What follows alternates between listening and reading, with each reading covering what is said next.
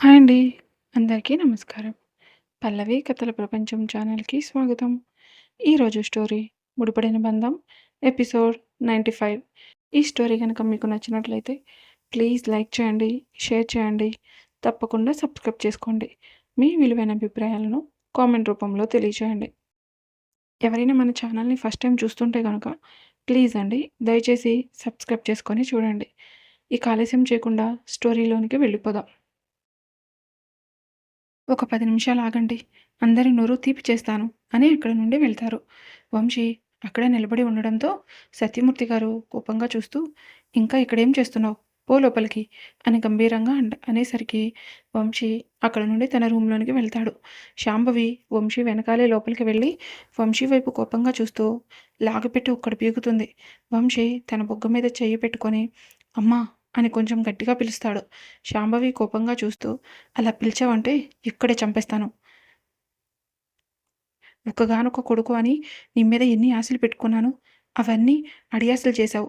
ఆ చదువు నీకు బుర్రలోకి ఎక్కనప్పుడు నువ్వు కనీసం నాతో అయినా నిజం చెప్పాల్సింది. నేను ఏదో ఒకటి చేసేదాన్ని కదా! అలా కాకుండా నా దగ్గర ఉన్న డబ్బులన్నీ తీసుకొని పోయి పాడు చేసింది చాలక ఆస్తి మొత్తాన్ని అమ్మి డబ్బులు ఇస్తే పెద్ద కంపెనీ పెడతానని నాతోనే అబద్ధాలు చెప్తావా? నీ మాటలు నమ్మి ఆస్తిని అమ్మడానికి సిద్ధపడినందుకు ఈరోజు ఇంట్లో నాకంటూ విలువ లేకుండా పోయింది. ఇప్పటివరకు ఈ ఇంటికి రాణిలా బ్రతికిన నేను ఈ రోజు నుండి ఈ ఇంటి పని మనిషి కన్నా దారుణంగా ఉంటుంది నా పరిస్థితి. నిన్ను గుడ్డిగా నమ్మినందుకు నాకు తగిన శాస్త్ర జరిగింది అని అనుకుంటూ అక్కడ నుండి బయటకు వెళ్తారు. విరాట్ గీత వైపు చూస్తూ చూసింది చాలు కానీ వెళ్ళి నీ లగేజ్ ప్యాక్ చేసుకో. మనం ఇక్కడ నుండి బయలుదేరాలి. ఇప్పుడు స్టార్ట్ అయితే కానీ హైదరాబాద్ వెళ్ళడానికి ఎర్లీ మార్నింగ్ అవుతుంది అని అంటాడు. ఆ మాట విన్న గీత నీరసంగా చూస్తూ అప్పుడే బయలుదేరాలా సార్ అని అడుగుతుంది. విరాట్ కోపంగా చూస్తూ చూడు, రేపు మార్నింగ్ నాకు చాలా ఇంపార్టెంట్ మీటింగ్ ఉంది. నన్ను ఎక్కువగా ఇరిటేట్ చేయకుండా త్వరగా బయలుదేరు అని అంటాడు. గీత మూతి ముడుచుకొని అక్కడ నుండి తన లగేజ్ ప్యాక్ చేసుకోవడానికి వెళుతుంది. విరాట్ చిన్నగా నవ్వుకొని అర్జున్ దగ్గరకు వెళ్ళి అర్జున్ మనం అర్జెంటుగా హైదరాబాద్కి వెళ్ళాలి, ఏర్పాట్లు చూడు అని అంటాడు. మూర్తి గారు విరాట్ దగ్గరికి వచ్చి సార్ మీరు పర్మిషన్ ఇస్తే నేను బయలుదేరుతాను అని మెల్లగా అడుగుతాడు. విరాట్ ఆగండి మూర్తి గారు, భోజనం చేసి అందరం కలిసి వెళ్ళిపోదాం అని చెప్పేసరికి మూర్తి గారు ఏమీ మాట్లాడకుండా ఓకే సార్ అని చెప్పి పక్కకు వెళ్ళి నించుంటాడు. అభి విరాట్ దగ్గరకు వచ్చి అన్నయ్య మనం ఇక్కడున్న వన్డేలో ఇదంతా ఎలా చేయగలిగావు అని ఆశ్చర్యంగా అడుగుతాడు. విరాట్ కొంచెం గంభీరంగా అదంతా తర్వాత మాట్లాడుకుందాం, ముందు వెళ్ళి మీ లగేజ్ ప్యాక్ చేసుకోండి, మండే నుండి కాలేజీకి వెళ్ళాలి కదా అని అంటాడు. మధు అభిరామ్ ఏమీ మాట్లాడకుండా కామ్గా అక్కడ నుండి వాళ్ళ రూమ్కి వెళ్ళిపోతారు. గీత రూమ్లోనికి వెళ్ళి విరాట్ని ఇష్టం వచ్చినట్టు తిట్టుకుంటూ నేనేమైనా ఇక్కడికి తీసుకురమ్మని అడిగానా? తీసుకొచ్చింది అతను. మళ్ళీ కొంచెం సేపు కూడా ఉండనివ్వకుండా మీటింగ్ ఉన్నాయని తీసుకువెళ్ళిపోయేది అతనే.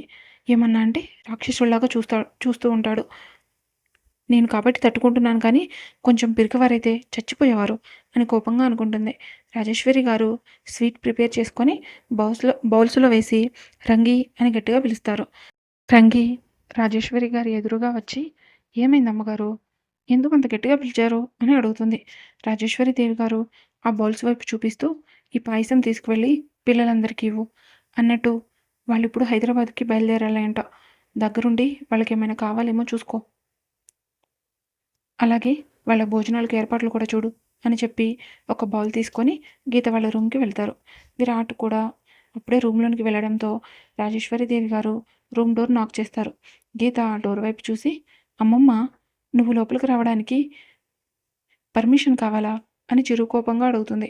రాజేశ్వరి దేవి గారు చిన్నగా నవ్వుతూ లోపలికి వచ్చి ఆ బౌల్ని గీత చేతిలో పెట్టి నీకెంతో ఇష్టమైన పాయసం చేశాను, తిని ఎలా ఉందో చెప్పండి అని అంటుంది.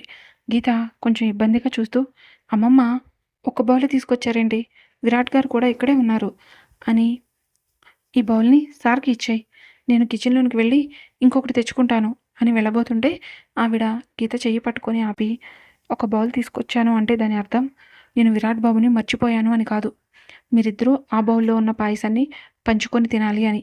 నేను వెళ్తున్నా, మీరు ఆ పాయసం తిని ఎలా ఉందో చెప్పండి అని చిన్నగా నవ్వుకుంటూ అక్కడ నుండి వెళ్ళిపోతారు. గీత ఇబ్బందిగా విరాట్ వైపు చూస్తూ ఆ బౌల్ని విరాట్ చేతిలో పెట్టి మీరు తినండి సార్ నాకు ఇప్పుడు తినాలనిపించడం లేదు అని అంటుంది. విరాట్ స్పూన్తో కొంచెం పాయసం తీసి గీత నోటి దగ్గర పెడుతూ తిను అని కళ్ళతో సైగ చేస్తాడు. గీత అలానే ఆలోచిస్తూ ఉండడంతో విరాట్ కొంచెం గంభీరంగా లేట్ అవుతుంది, త్వరగా తిను అని అంటాడు. గీత ఇంకేం చేయలేక కామ్గా ఆ స్పూన్లో ఉన్న పాయసాన్ని తింటుంది. గీత తినడం పూర్తయిన తర్వాత విరాట్ అదే స్పూన్తో ఆ గిన్నెలో ఉన్న మిగతా పాయసాన్ని కంప్లీట్ చేస్తాడు. గీత ఆశ్చర్యంగా అలానే విరాట్ వైపు చూస్తూ ఉంటుంది. విరాట్ ఆ బౌల్ని గీత చేతిలో పెట్టి కరెక్ట్గా 1/2 అవర్ టైం ఇస్తున్నాను. నీ లగేజ్ మొత్తం ప్యాక్ చేసుకొని నువ్వు కారులో కూర్చొని ఉండాలి. లేదు అంటే నువ్వు ఎక్కడున్నా నేను ఎత్తుకొని తీసుకువెళ్ళి మరీ కారులో కూర్చోబెడతాను అని చెప్పి అక్కడ నుండి వెళ్ళిపోతాడు. గీత బండ సచ్చినోడా, ఇప్పుడే కదరా నీ గురించి కొంచెం పాజిటివ్గా ఆలోచిస్తున్నాను, అంతలోనే నీలో ఉన్న హిట్లర్ని నిద్ర లేపుతావు అని తిట్టుకుంటూ తన పని చేసుకుంటూ ఉంటుంది. అందరూ వాళ్ళ ప్యాకింగ్ కంప్లీట్ చేసుకొని వాళ్ళ లగేజీ మొత్తం వాళ్ళ కార్స్లో పెట్టేసి రాజేశ్వరి దేవి గారి దగ్గరకు వెళ్ళి మధు ఆవిడని గట్టిగా హక్ చేసుకొని థ్యాంక్ యూ సో మచ్ బామ్మ, ఇక్కడికి రావడం నాకు చాలా హ్యాపీగా ఉంది. మీ ఊరైతే నాకు పిచ్చ పిచ్చగా నచ్చేసింది, నాకు అసలు వెళ్ళాలనిపించడం లేదు అని బాధగా అంటుంది. సంధ్య లావణ్య కూడా ఆవిడని హక్ చేసుకొని బాయ్ బామ్మ గారు, మళ్ళీ హాలిడేస్ వచ్చినప్పుడు గీతను తీసుకొని తప్పకుండా వస్తాము అని చెప్పి వెళ్ళి కారులో కూర్చుంటారు. గీత ఫేస్ అప్పటికే ఏడవడానికి రెడీగా ఉండడంతో విరాట్ రాజారాం గారి దగ్గరకు వెళ్ళి మీరు బామ్మగారు తప్పకుండా హైదరాబాద్ రావాలి తాతయ్య గారు, మీరు మా పెళ్లి చూడలేదు, కనీసం మాతో ఒక 10 రోజులైనా కలిసి ఉంటే మాకు చాలా సంతోషంగా ఉంటుంది అని చెప్పి పక్కనే ఉన్న సత్యమూర్తి దగ్గరకు వెళ్ళి మీకు ఏ అవసరం వచ్చినా నేనున్నానని మర్చిపోకండి అంకుల్ అని చెప్పి అక్కడ నుండి వెళ్ళి కారులో కూర్చుంటాడు. విరాట్ కారులో కూర్చొని గీత వైపు అలానే చూస్తూ ఉంటాడు. గీత రాజేశ్వరి దేవి గారిని గట్టిగా హగ్ చేసుకొని ఏడుస్తూ నిన్ను చాలా మిస్ అవుతాను అమ్మమ్మ అని ఏడుస్తూ అంటుంది. ఆవిడ గీత ఫేస్ని దగ్గరకు తీసుకొని తన కన్నీళ్లు తుడుస్తూ ఏడవకు గీతమ్మ, మాకు వీలైనప్పుడు నిన్ను చూడడానికి వస్తాముగా. గీతమ్మ, ఇలా అంటున్నానని తప్పుగా అనుకోకు, ఎలాంటి పరిస్థితులు వచ్చినా విరాట్ బాబు చెయ్యి మాత్రం వదిలిపెట్టకు. ఆ బాబు నీ పక్కనున్నంత వరకు నీకు ఎలాంటి సమస్య రాదు. విరాట్ కళ్ళల్లో నీ మీద ప్రేమ స్పష్టంగా కనిపిస్తుంది. మీకు పెళ్ళైతే జరిగింది కానీ మీరిద్దరూ అన్యోన్యంగా లేరు అని నాకు అర్థమైంది. ఈసారి మళ్ళీ మీరు వచ్చేటప్పుడు మీరిద్దరూ వేరువేరుగా కాదు ఒకటే ప్రాణంగా మారి రావాలి అని అంటారు. ఆవిడ మాట విన్న గీత ఆశ్చర్యంగా అలానే చూస్తూ ఉంటుంది. విరాట్ గీత వైపు అలానే చూస్తూ ఉండడంతో రాజారాం గారు గీత దగ్గరకు వచ్చి విరాట్ నీ కోసం ఎదురు చూస్తున్నాడమ్మా, త్వరగా వెళ్ళు, మీ ఇద్దరు సంతోషంగా ఉండాలి అని దీవిస్తారు. గీత వాళ్ళిద్దరి కాళ్ళకు నమస్కారం చేసి వెళ్ళొస్తానమ్మమ్మ అని చెప్పి అక్కడ నుండి వెళ్ళి కారులో కామ్గా కూర్చుంటుంది. అందరూ వెనుకున్న 2 కార్స్లో అడ్జస్ట్ అవ్వడంతో విరాట్ గీత మాత్రమే విరాట్ కారులో స్టార్ట్ అవుతారు.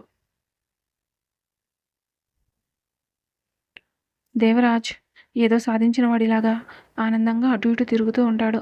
భవానీ అక్కడికి వచ్చి ఏమైంది రాజ్, ఎందుకంత ఆనందంగా ఉన్నారు అని అనుమానంగా అడుగుతుంది. దేవరాజ్ భవానీ వైపు చూస్తూ విషయం ఏంటో తెలిస్తే నేను కాదు నువ్వు కూడా చాలా హ్యాపీగా ఉంటావు అని నవ్వుతూ అంటాడు. భవానీ చిరుకోపంగా ముందు విషయం ఏంటో చెప్పండి, అప్పుడు నవ్వాలో లేక ఏడవాలో నేను చెప్తాను అని కోపంగా అంటుంది. దేవరాజ్ చాలా సీరియస్గా చూస్తూ రేపు మార్నింగ్ విరాట్ వాళ్ళు వస్తున్నారు అని గంభీరంగా అంటాడు. భవానీ కోపంగా చూస్తూ అందులో నేను ఆనందించే విషయం ఏముంది, విరాట్తో పాటు ఆ శనిగ్రహం కూడా వస్తుంది కదా అని కోపంగా అంటుంది. దేవరాజ్ చాలా గంభీరంగా మాట్లాడుతూ రాదు, రేపు మార్నింగ్ విరాట్, ఆదిత్య, అభి, మధు మాత్రమే సేఫ్గా ఇంటికి వస్తారు, ఆ గీత ప్రాణాలతో మాత్రం ఈ ఇంటికి తిరిగి రాదు అని గంభీరంగా అంటాడు. భవానీ ఆశ్చర్యంగా చూస్తూ ఏం చేసావు రాజ్ అని ఆనందంగా అడుగుతుంది. దేవరాజ్ విరాట్ వాళ్ళు ఎక్కడికి వెళ్ళారో తెలిసింది, వాళ్ళు ఇంకొంచెం సేపట్లో హైదరాబాద్ రావడానికి స్టార్ట్ అవుతున్నారు, తిరిగి వచ్చే దారిలో ఆ గీత ప్రాణాలు గాల్లో కలిసిపోతాయి అని వికృతంగా నవ్వుతూ చెప్తాడు. ఆ మాట విన్న భవానీ ఆనందంగా చూస్తూ నువ్వు చెప్తుంది నిజమా రాజ్ అని అనుమానంగా అడుగుతుంది. దేవరాజ్ నీకంత అనుమానంగా ఉంటే రేపు మార్నింగ్ వరకు వెయిట్ చేయి, నీకే క్లారిటీ వస్తుంది అని అక్కడ నుండి వెళ్ళిపోతాడు. భవానీ ఆనందంతో ఉబ్బి తబ్బిబ్బైపోతూ ఈ ఆస్తి మొత్తం తన కూతురికే దక్కుతుందని ఆనందంలో ఊహల్లో తేలిపోతూ ఉంటుంది. విరాట్ వాళ్ళు స్టార్ట్ అయ్యే టైంకి 4 అవడంతో విరాట్ చాలా స్పీడ్‌గా కార్ డ్రైవ్ చేస్తూ ఉంటాడు. గీత ఏమీ మాట్లాడకుండా మౌనంగా అలానే కూర్చొని ఉంటుంది. విరాట్ చిరాకుగా చూస్తూ "ఇప్పుడేమైంది? ఎందుకంత డల్‌గా ఉన్నావు?" అని అడుగుతాడు. గీత ఏమీ మాట్లాడకుండా మౌనంగా అలానే చూస్తూ ఉంటుంది. విరాట్ కొంచెం కోపంగా "పోనీలే పాపం అని తీసుకువెళ్తే ఎందుకు తీసుకొచ్చారు? తీసుకువెళ్ళిపోండి" అని అడిగావు. తీరా వచ్చే టైంకి అలా ఏడుస్తూ మొహం పెట్టుకొని కూర్చున్నావు. అసలేంటి నీ ప్రాబ్లమ్ అంజలి అని అడుగుతాడు. గీత కోపంగా చూస్తూ మీరే నా ప్రాబ్లం. నేనేమన్నా అడిగానా మిమ్మల్ని ఇక్కడికి తీసుకురమ్మని? మీరే తీసుకువెళ్లారు. పోనీ కనీసం 2 రోజులైనా ఉండనిచ్చారా? వెంటనే రిటర్న్ తీసుకొస్తున్నారు. వాళ్ళని కలిసి 10 ఇయర్స్ అవుతుంది. అలా 1 డేలో రిటర్న్ తీసుకొస్తే నాకెంత బాధగా ఉంటుంది అని అడుగుతుంది. విరాట్ కోపంగా చూస్తూ నీకు రేపటి నుండి కాలేజీ ఉంది. ఇవేమీ హాలిడేస్ కాదు. నువ్వు చక్కగా ఎంజాయ్ చేయడానికి. నీకంతగా వెళ్ళాలి అనిపిస్తే హాలిడేస్ వచ్చినప్పుడు వెళ్ళు. నువ్వు ఎన్ని రోజులు ఉన్నా ఎవరు ఏమీ అనరు. అలా కాదని కాలేజీ డుమ్మా కొట్టి అక్కడే ఉండాలని చూస్తే నేను ఊరుకున్నా బామ్మగారు నిన్ను తరిమేస్తారు. కాస్త ఆ ఫేస్‌ని మార్చు. చూడలేక చచ్చిపోతున్నాను అని రోడ్డు వైపు చూస్తూ డ్రైవ్ చేస్తూ ఉంటాడు. అప్పటికే టైం 10 అవ్వడంతో గీత కోపంగా చూస్తూ నాకు ఆకలిగా ఉంది. ఏదైనా రెస్టారెంట్ ముందు ఆపండి అని అంటుంది. విరాట్ 1 అవర్ వరకు ఈ దారిలో కనీసం ఒక చిన్న స్టాల్ కూడా రావు. కొంచెం సేపు ఆగు. ఆ తర్వాత హైవే పక్కన డాబాలు కనిపిస్తాయి. అక్కడ ఆగుదాం అని అంటాడు. గీత ఆ చల్లటి గాలికి ప్రశాంతంగా నిద్రపోతుంది. టైం 11 అవడంతో విరాట్ కారుని ఒక పక్కకు ఆపి అర్జున్‌కి కాల్ చేసి అర్జున్ బాగా లేట్ అయింది. ఏదైనా ఫుడ్ తినేసి వెళ్దాం అని చెప్పడంతో వెనక ఉన్న 2 కార్లు కూడా వచ్చి విరాట్ కారు పక్కన ఆగుతాయి. విరాట్ గీత చెంపలు తడుతూ అంజలి లే అని లేపుతూ ఉంటాడు. ఎంత ట్రై చేసినా గీత లెగవకపోవడంతో సంధ్య ముందుకు వచ్చి సార్ మీరు అలా లేపితే తను లెగవదు. మీరు నాకు పర్మిషన్ ఇస్తే నేను ట్రై చేస్తాను అని అంటుంది. విరాట్ కారు దిగి పక్కన నుంచొని ట్రై చేయి అని అంటాడు.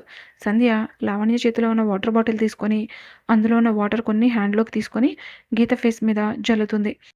గీత వర్షం వస్తుంది త్వరగా లే అని గట్టిగా అరుస్తుంది. గీత కంగారుగా వర్షం వర్షం అని లేచి తన చుట్టూ ఉన్న వాళ్ళని చూసి సంధ్య వైపు కోపంగా చూస్తూ ఇది నీ పనే కదా అని గట్టిగా అడుగుతుంది. సంధ్య అక్కడ నుండి విరాట్ పక్కకు జరిగి మరేం చేయమంటావు? ఎంత ట్రై చేసినా నువ్వు లెగవడం లేదు. అందుకే ఇలా లేపాల్సి వచ్చింది అని నవ్వుతూ అంటుంది. విరాట్ గంభీరంగా త్వరగా రండి. ఇంకా లేట్ చేస్తే మీరు తినడానికి ఫుడ్ కూడా దొరకదు. ఆ తర్వాత మీ ఇష్టం అని అక్కడ నుండి ముందుకు వెళ్తాడు. గీత సంధ్య వైపు కోపంగా చూస్తూ విరాట్ వెనకే నడుస్తూ వెళ్తుంది. వీళ్ళందరూ ఒక డాబా దగ్గరకు వెళ్ళి ఎవరికి కావాల్సిన ఫుడ్ వాళ్ళు ఆర్డర్ ఇస్తూ ఉంటారు. గీత మధును తీసుకొని వాష్రూమ్‌కి వెళ్తుంది. గీత వాళ్ళు తిరిగి వచ్చే టైంకి పవర్ కట్ అవ్వడంతో భయంగా చూస్తూ ఒకరి చేతుల్లో ఒకళ్ళు పట్టుకొని మెల్లగా నడుచుకుంటూ వస్తారు. సడెన్‌గా ఒక నలుగురు రౌడీలు వచ్చి గీతను గట్టిగా పట్టుకొని తన పీక మీద కత్తి పెట్టి అక్కడ నుండి లాక్కెళ్ళబోతుంటే సడెన్‌గా పవర్ రావడంతో గీత ఏం జరిగిందో అర్థం కాక భయంగా చూస్తూ ఉంటుంది. విరాట్ గీత మెడ మీద కత్తి పెట్టి ఉండడం చూసి తన చేతి పిడికిలి గట్టిగా బిగుసుకుంటుంది. విరాట్ కోపంగా ముందుకు వెళ్తుంటే ఆ రౌడీలు కోపంగా చూస్తూ "నువ్వు ఒక్క అడుగు ముందుకు వేశావంటే దీన్నిక్కడే చంపేస్తాం. మర్యాదగా అక్కడే ఆగిపో" అని గంభీరంగా అంటారు. గీత అలానే విరాట్ వైపు చూస్తూ ఉంటుంది. విరాట్ నేను చూసుకుంటాను అని కళ్ళతో సైగ చేయడంతో గీత కామ్‌గా నుంచునే ఉంటుంది. అర్జున్ కంగారుగా ఎవర్రా వాళ్ళు? గీతని ఎందుకు కిడ్నాప్ చేయాలి అనుకుంటున్నారు అని భయంగా అడుగుతాడు. విరాట్ అలానే వాళ్ళ వైపు చూస్తూ మెల్లగా మాట్లాడుతూ దాని సంగతి వాళ్ళకి పూర్తిగా తెలిసినట్లేదు. అందుకే పోయి దాంతో పెట్టుకుంటున్నారు అని అంటాడు. అర్జున్ గీత ఒకటి చేయి విరాట్. వాళ్ళని చూస్తుంటే చాలా డేంజర్ మనుషుల్లా ఉన్నారు. గీత హ్యాండిల్ చేయలేకపోతే చాలా పెద్ద ప్రాబ్లమ్ అవుతుంది అని కంగారుగా అంటాడు. ఇంతలో ఎవరో గుర్తు తెలియని వ్యక్తి మాస్క్ పెట్టుకొని వెనక నుండి వచ్చి గీతను పట్టుకున్న ఇద్దరిని గట్టిగా ఒక తన్ను తంతాడు. వాళ్ళు బ్యాలెన్స్ చేసుకోలేక వెళ్ళి ముందుకు పడతారు. గీత అతని వైపు చూస్తూ థ్యాంక్ యూ బాస్ అని చెప్పి పక్కనున్న అతన్ని చేయి పట్టుకొని వెనక్కి తిప్పి వీపు మీద గట్టిగా గుద్దుతుంది. అతను గట్టిగా అరుస్తూ అక్కడ నుండి పారిపోతాడు. అది చూసిన ఆ మాస్క్ అతను కొంచెం గీత పక్కకు జరిగి గీతకు మాత్రమే వినిపించేటట్టు సూపర్ షాట్ అంజు బేబీ అని అంటాడు. గీతకి ఏదో గుర్తుకు వచ్చి మెల్లగా వెనక్కి తిరిగి అక్కడ ఉన్న మాస్క్ అతన్ని చూసి భయంతో అలానే చూస్తూ ఉంటుంది. విరాట్ అతని దగ్గరకు వచ్చి షేక్ హ్యాండ్ ఇచ్చి థ్యాంక్ యూ బ్రో, ఈరోజు మీరు మాకు చాలా పెద్ద హెల్ప్ చేశారు అని అంటాడు. ఆ మాస్క్ అతను వాళ్ళెవరో మీకు తెలుసా అని అనుమానంగా అడుగుతాడు. విరాట్ కొంచెం అనుమానంగా తెలీదు, మేబీ మనీ డిమాండ్ చేయడానికే ఇలా చేశారేమో అని అంటాడు. ఆ మాస్క్ అతను ఇంత లేట్ నైట్ జర్నీ చేస్తున్నప్పుడు పైగా ఆడపిల్లలు కూడా ఉన్నారు, కొంచెం జాగ్రత్తగా చూసుకోండి అని చెప్పి అక్కడ నుండి వెళ్ళిపోతాడు. అతను వెళుతూ వెనక్కి తిరిగి గీత వైపు చూస్తూ వెళ్తాడు. ఈ రోజుకి స్టోరీ ఇక్కడితో ముగిసింది. మరలా నెక్స్ట్ ఎపిసోడ్తో కలుసుకుందాం. మీకు కనుక ఈ స్టోరీ నచ్చినట్లయితే ప్లీజ్ లైక్ చేయండి, షేర్ చేయండి, తప్పకుండా సబ్స్క్రైబ్ చేసుకోండి. ఆ మాస్క్ అతను ఎవరో తెలిస్తే కామెంట్లో తెలియజేయండి. Thank you for watching.